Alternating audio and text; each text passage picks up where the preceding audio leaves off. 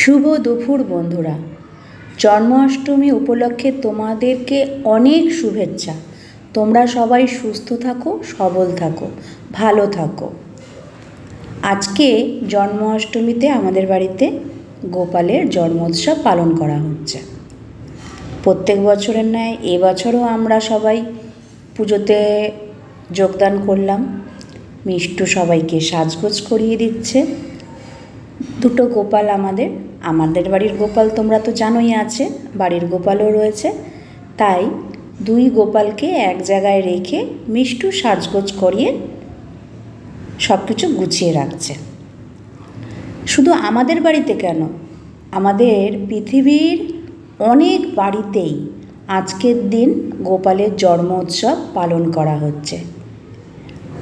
আমাদের সনাতনীদের এটা একটা বড় উৎসব বলে মানা হয়। আমার তো খুব ভালো লাগে এই দিনটা আসলে। এই দিনকে বাড়িতে আসি, আমাদের গোপালকেও নিয়ে আসি, একসাথে দুজনে মিলে এই বাড়িতে দুজনকে একসাথে পুজো করা হয়। মা তালের বড়া ভাজাভাজি করছে, মালপোয়া ভাজছে। এ তো গোপালকে দিতেই হবে, গোপালের প্রিয় খাবার বলে কথা। এখন অল্প করে কিছুটা আমরা করে রাখলাম, বাকিটা পরে করা হবে। গোপালকে কিছুটা প্রসাদ তো দেওয়া হবে আগে, আবার বাকিটা পরে করা হবে।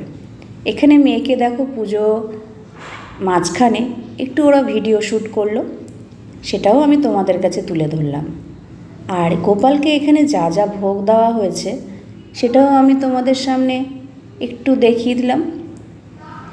আর কি কি দিতে হয় আমি তো সেসব জানি না, এইটুকু যা পেরেছি আমি এইটুকুই গোপালের সামনে দিয়েছি। তোমাদের আমার এই গোপাল সাজানো পুজো করা কেমন লাগলো তোমরা কিন্তু অবশ্যই জানিও, আমি অপেক্ষায় থাকব। মেয়ে অষ্টদশ শতনাম পড়ছে। অষ্টদশ শতনাম পড়ার শেষে আজকের মতন আমরা বিদায় নিলাম।